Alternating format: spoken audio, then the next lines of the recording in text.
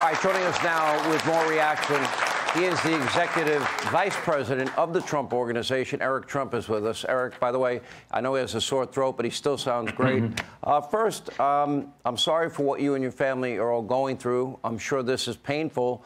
I want to read a little something that your father put out. He put it out on Truth Social, and he said, his statement, "This is political persecution and election interference at the highest level in history.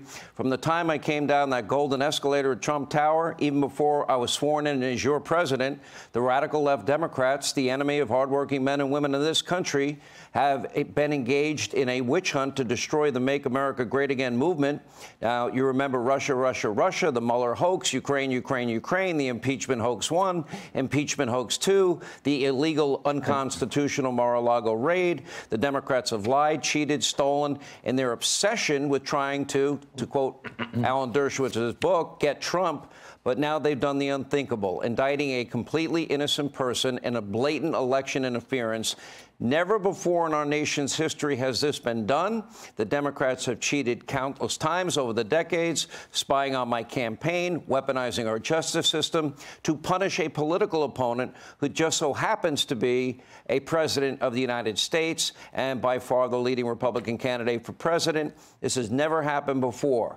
Manhattan DA Alvin Bragg, handpicked and funded by George Soros, is a disgrace. Rather than stopping the unprecedented crime wave taking over New York City, he is doing Joe Biden's dirty work, ignoring the murders, the burglaries, the assaults that he should be focused on. And this is now how Bragg spends his time.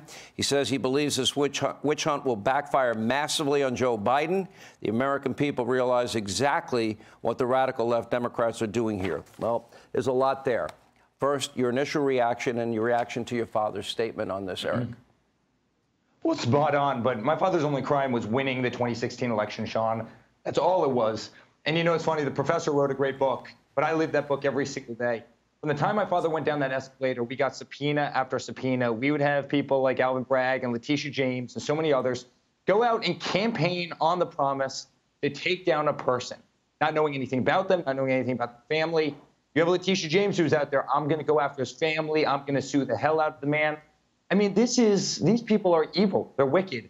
And it's why people have lost trust in the system of the United States of America. This is third world tactics. Now, you have Hunter Biden that has, crack pictures on his laptop. You have Bill Clinton, who was paying Paula Jones $850,000. You have Bill Clinton, who was diddling interns in the White House in the Oval Office. You have Hillary Clinton, who was deleting 33,000 emails while under congressional subpoena.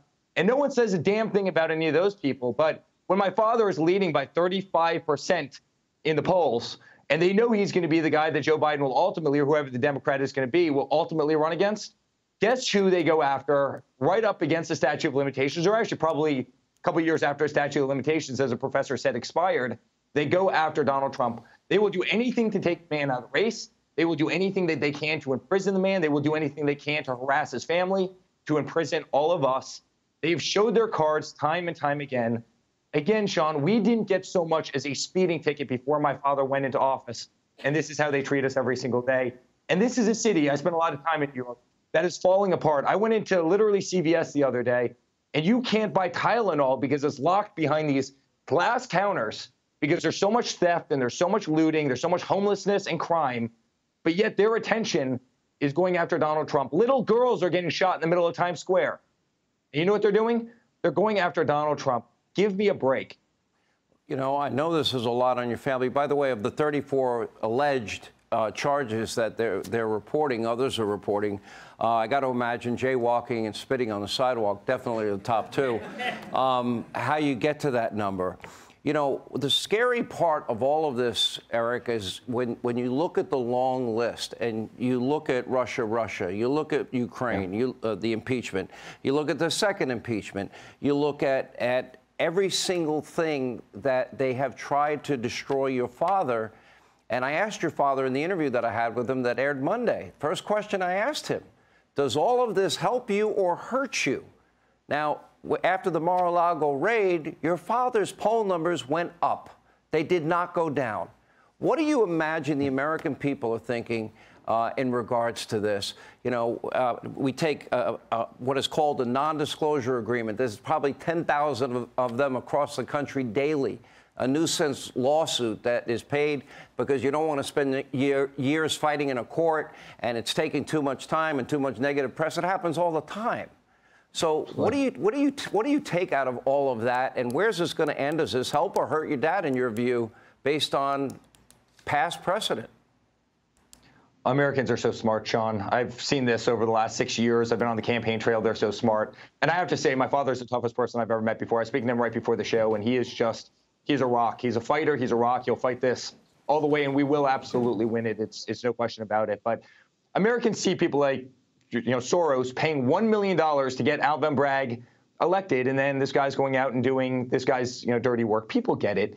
You have women, again, who are getting thrown in front of subway trains in New York. You have homelessness that's rampant. You have crime that's rampant. People don't care about this issue. They know exactly what this is. Again, these people campaigned on video, saying that they were going to do this as soon as they got elected. Alvin Bragg brags about when he was in the Attorney General's office that he went after my father 100 times. He's so proud of that. You know, that was their calling card. This was their mission. This is what they promised their donors. This is what they promised Soros that they would do. It's why they received the big checks. And it's exactly why the American people have lost total faith in the system, Sean. People are sick and tired of it. They see the weaponization of politics and of the justice system. We've seen it with the FBI. We've seen it with the DOJ. We've seen it time and time again. At some point, the guy deserves a pass. Well, Hillary Clinton got a pass. Hillary Clinton, of course, deleted 33,000 deleted emails. No prosecutor would ever prosecute, James Comey infamously said. Then, of course, the dirty dossier that was used by the FBI in the 2016 election, unverifiable because it was all BS, but yet they signed 4 FISA warrants, 3 by Jim Comey himself. That spied on the Trump campaign, the Trump presidency. Then you move to 2016, and what do we learn? We learned that, in fact, that the FBI that had Hunter Biden's laptop since 2016, that very same FBI that could have verified that laptop, well, FBI agents, we found out in the weeks and months leading up to the 2020 presidential election, were meeting weekly with big tech, warning them that they may be victims of a misinformation campaign, and it may be about Joe Biden, and it may be about Hunter Biden. Again, interference. This is a whole new level. But again, Eric, my apologies. You and your family have been through a lot. This, to me, is a dual justice system. This, to me, is unequal justice under the law. This is not equal application of our laws. This guy won't even charge murderers and rapists and arsonists and everything else. You know, he sends every felony to a misdemeanor. In the case of your father, he just makes up felonies. Unbelievable. And Sean, remember one other thing. Yeah. He's been working on this for 6 years. This started when he copied a congressional subpoena because they couldn't even come up with their own. They looked through 11 million documents on my father, on our company. They couldn't find a single thing. And in the final hours, this is what they do? Yeah. It's so desperate. By the way, I bet you Hunter Biden's watching tonight. And I'll tell you this, that if you, Eric Trump, did what Hunter Biden has done in his life, I guarantee you that the FBI had that information since 2019. You would be wearing an orange jumpsuit tonight. I'd be absolutely in jail, no question about it. You wouldn't look good in it, I can tell you. But anyway, seriously, Eric, thank you for being with us. We appreciate it. Hey, Sean Hannity here. Hey, click here to subscribe to Fox News YouTube page and catch our hottest interviews and most compelling analysis. You will not get it anywhere else.